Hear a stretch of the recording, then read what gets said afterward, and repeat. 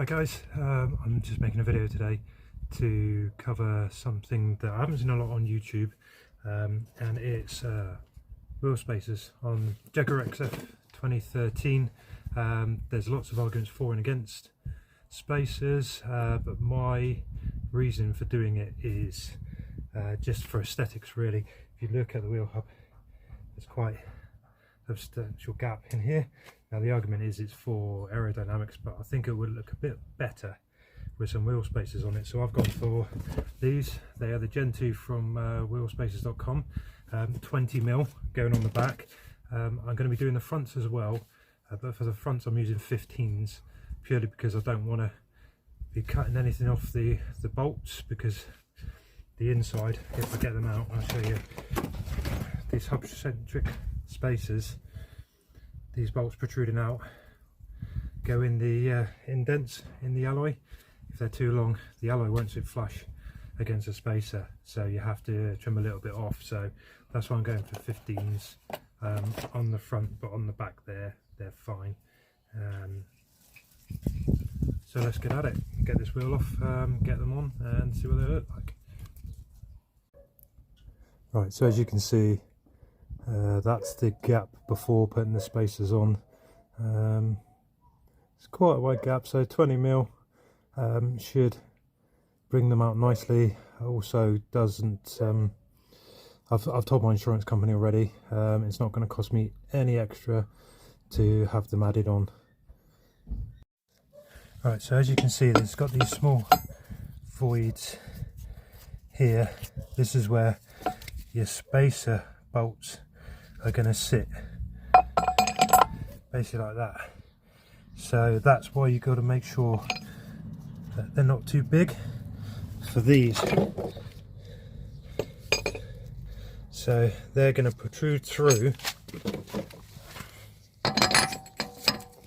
like this, bolted on, and then obviously you're going to have a little bit of it protruding out the other side, which is where this comes into play. So 20mm 15s, you find you might have to take a little bit off that to make sure it fits in that gap in there. That's part of the reason why I went for 20s on the back, also because it'll look a bit better. But let's get the spacer on and see what it looks like with it on. Also I got myself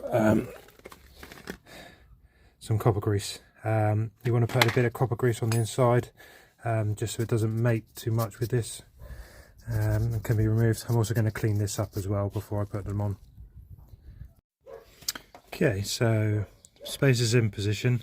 As I said before, it's a hub centric one, so it sits beautifully on the hub, so you're not going to get any movement when it's in place. It also comes with its own nuts. As you can see, they're angled nuts. The reason is you've got your, if I get the camera in, small indent there, so when you tighten it down, it will center itself on the bolt, so you won't get any movement on it at all.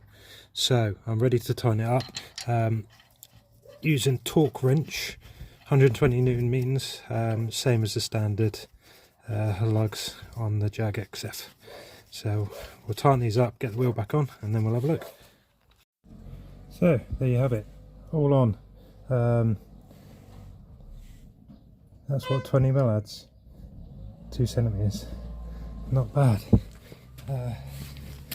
Still got plenty of space up here, but does give it a slightly more aggressive looking profile. Yeah, so that's all done, all torqued up to 120. Advice in the paperwork is to check it after 50 to 100 miles, retorque it, then you should be good to go. Hope this was a helpful video for anyone. Enjoy.